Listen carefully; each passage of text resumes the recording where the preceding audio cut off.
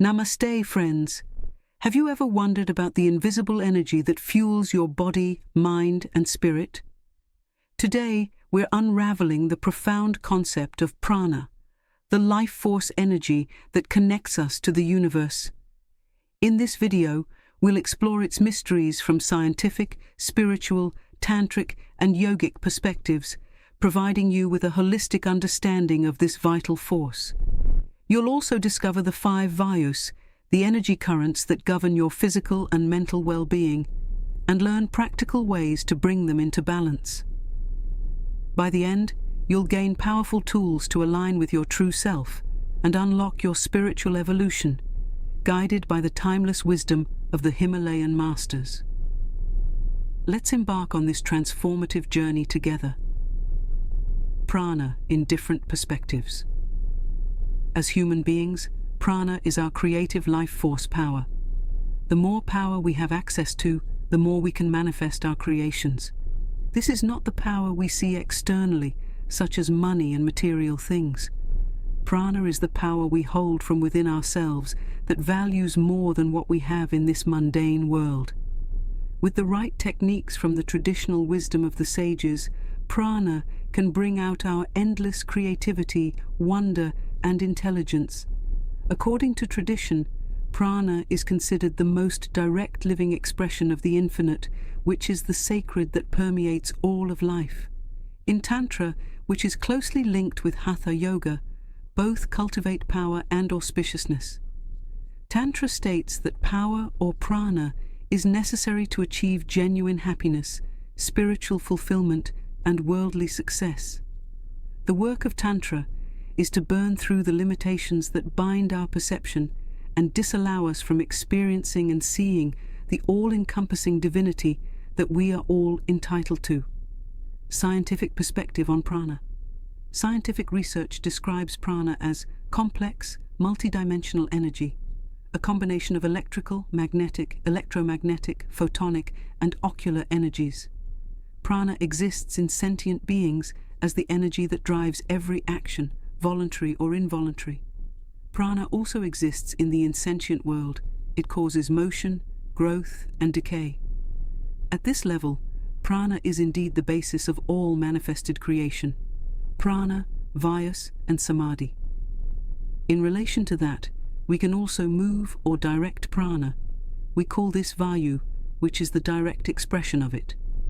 Prana can be moved and transformed if there are no energetic blockages in our nadis or energy pathways in certain areas of the body.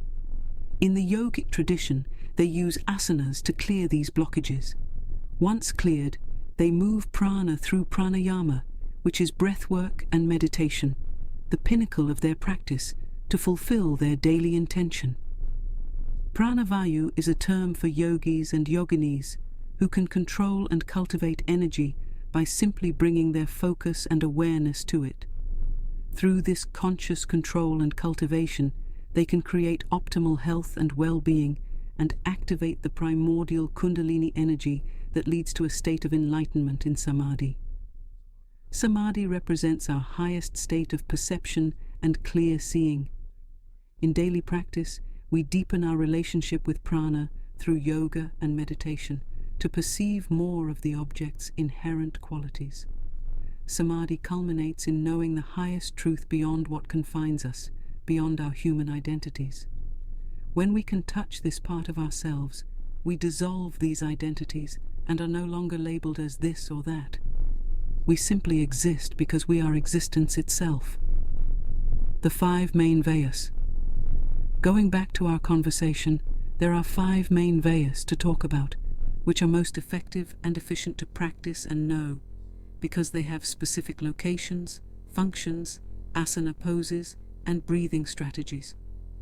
The 5 Vayus are Apanavayu, Samanavayu, Pranavayu, Udanavayu, and Vyanavayu.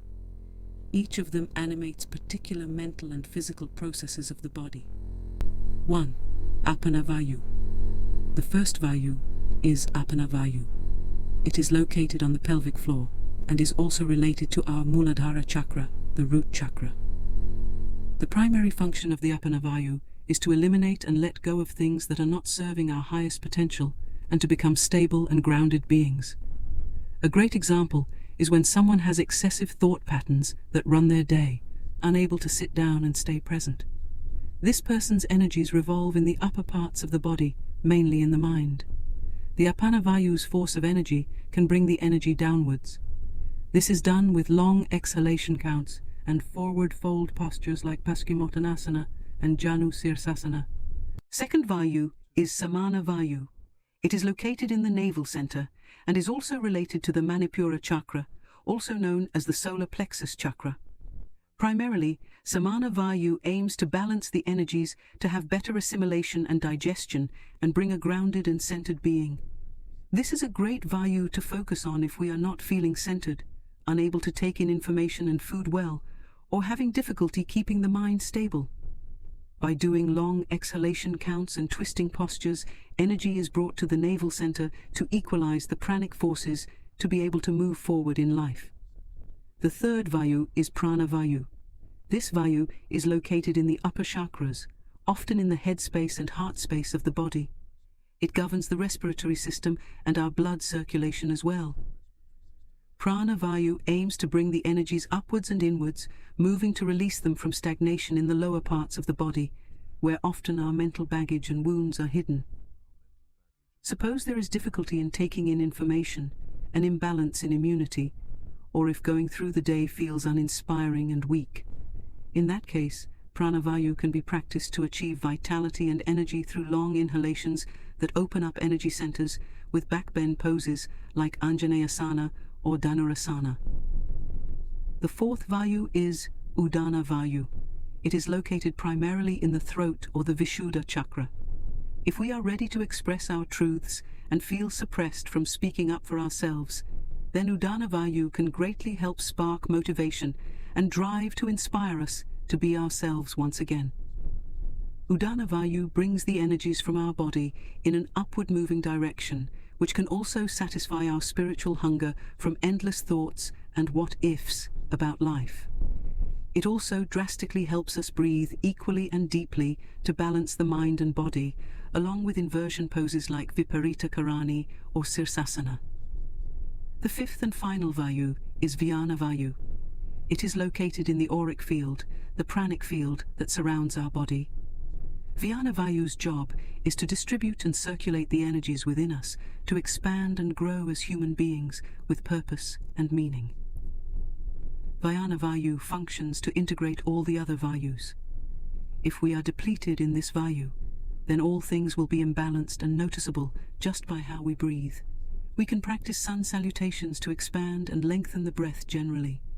It's also great to warm up the body and further develop our breath. Lateral poses can also help, such as Trikonasana or Parigasana.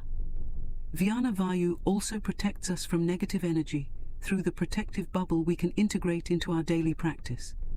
Its goal is to harmonize and unify inner power energetically. It also lets us be aware of our gross and subtle layers of our being and experience them. If this Vayu is weak, things in life will not flow.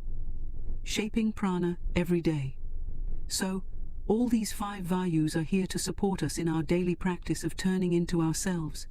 Generally, they are tantric practices that let us get into the process of mastering our life force and all aspects of everyday life.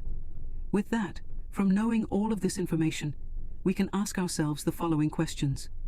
What is our intention, and how will we shape prana to fulfill that? What is going to be our method or strategy? If we can answer these questions, they can already direct us to the practice we may consider to mobilize prana correctly and efficiently. By the end of it all, we still want to reach the highest and subtlest parts of ourselves to live in peace, love, and joy. With daily practice of turning into the self, we always meet our purest form and make decisions from our highest truth rather than the limited truth of our mundane identity. Let's end our suffering and consciously become the witness of life itself. Let's all begin to shape our future with ultimate reverence and use prana wisely and efficiently.